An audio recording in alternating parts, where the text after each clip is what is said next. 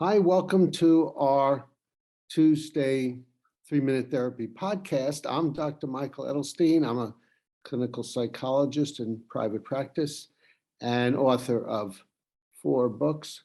One is 3-Minute Therapy, which is my website as well, 3minutetherapy.com.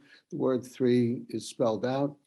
One of my other books is Stage Fright, which I wrote with my co-author, Mick Berry, who just happens to be joining us. And Mick, you wanted to introduce this one.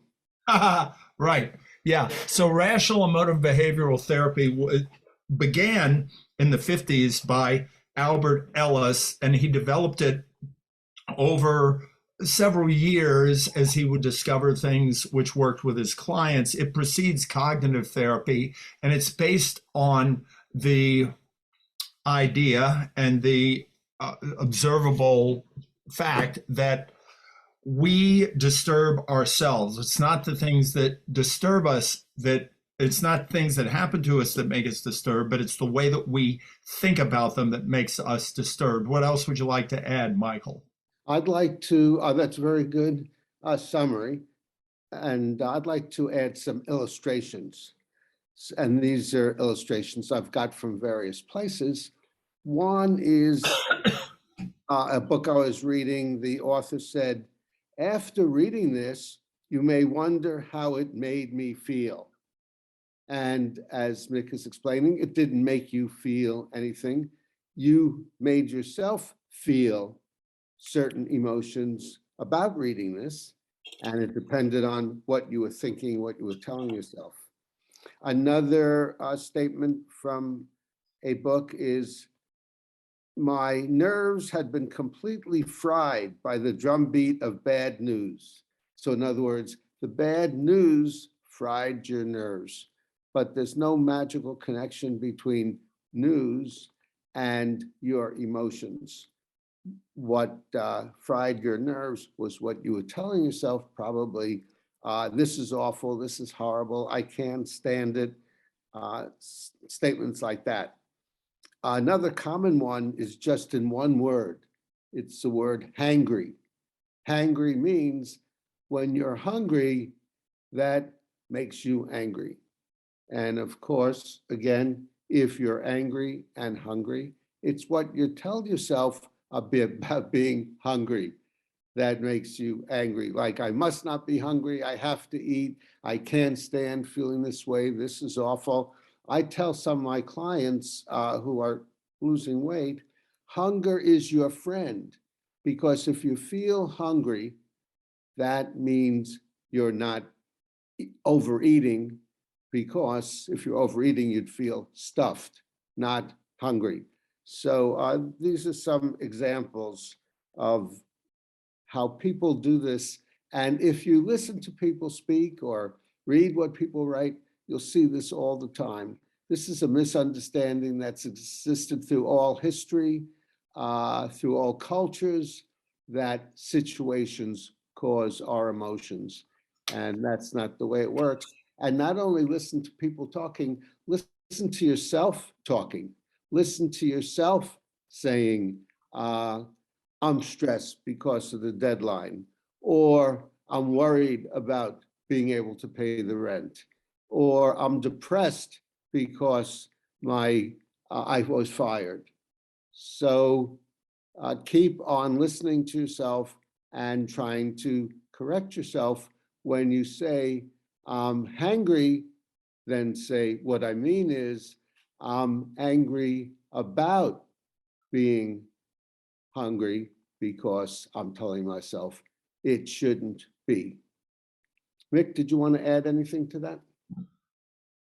Well, I believe that we've launched into the topic of today's podcast. Is that correct? Yes, that's the topic, misattribution. Yeah. And the thing is, the situations don't cause us to be upset, but it's important to remember that as human beings, we have a proclivity to upset ourselves. This is something that is endemic to being human. And a lot of times I've seen people say, oh no, I'm such an idiot because I make myself depressed, and they start making themselves upset about being depressed or depressed about being depressed. And I myself have done that. And the way to avert that is to remember that all human beings have a propensity and a tendency to think in self-defeating rather than self-helping ways. So with REBT, Rational Motive Behavioral Therapy, we learn to think in self-helping ways and recognize when we think in self-defeating ways to correct those self-defeating thoughts into self-helping thoughts, and to not put ourselves down for thinking that way, but to accept, oh, I'm a human being, like brushing your teeth. If you don't take care of your teeth won't last. Same way, we want to take care of our own mental health. Yes, and you could call this, using taking care of your own mental health, mental floss, and rather than dental floss. And you can use this mental floss by questioning, challenging, and contradicting your irrational beliefs, which usually are in the form of demands: must, should, supposed tos, and have tos. Because I prefer to do well, I absolutely must. Because I prefer you to treat me well, you must, you have to. And because I prefer life to go well, it must. So floss out those musts on a regular basis. Right. And I'll also add, it takes practice, practice, practice. I've seen people give REBT 5 or 10 minutes worth of their time and then conclude this doesn't work. It takes practice, practice, practice. I myself have been doing it for decades, but I practice it daily. And throughout the day, I recognize when I make a demand. If I'm driving my car and somebody runs a stop sign, it's very easy for me to think, look at that rotten person. How could they do such a thing? Well, the answer to that is easily. People do things that I don't like them to do. It's important for me to take care of myself, but not everybody is going to do what I want them to do. And I'll often upset myself about it, but I can correct that once I'm out of the danger of them hitting my car and they're out of my life. It's a waste of my time to say, how could that person do that? Look at all the rotten drivers on the road. Not a good use of my time. Self-defeating behavior, rather than saying, it's best for me to be careful because people make mistakes just like I do.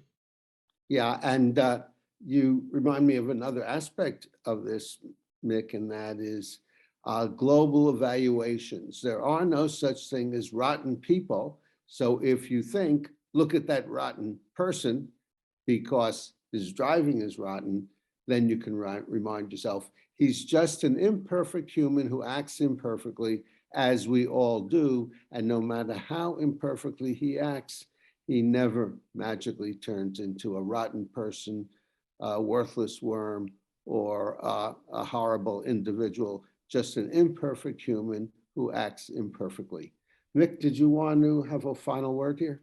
Well, I wanted to mention that there are no rotten people theoretically. There are people that are most likely dangerous and have ingrained in themselves such bad social habits that it's best to remember, yes, there are no rotten people, but there are people that I had better be careful around for my own good.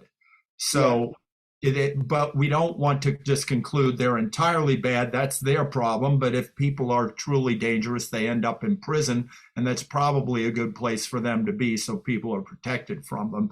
But we don't just execute them in prison. We try to let them have another chance. Yeah, and I would add to that, not only are there no rotten people theoretically, there are no rotten people in reality. If you see people walking down the street, you don't see people with a pitchfork or horns or a tail like the devil. There are no devils. They're just us humans who act devilishly. Yeah, and I was just saying, for practical purposes, we don't want to just think everybody is good to know. Not true. Yeah, and no one is good. Some people are good to know, some people are not good to know, but no one is all good or all bad. But aren't there people that we decide are good to have in our life because they have habits and they have behavior and they're considerate to us? So we like to have them in our life. Yes, of course. Yes. Okay, so let's wrap it up here by asking you viewers to comment below if you have some thoughts about this type of misattribution that everyone does. And give us a thumbs up, a like if you liked it, and suggest subjects for future podcasts, volunteer if you'd like to be a guest. We've had a couple of guests.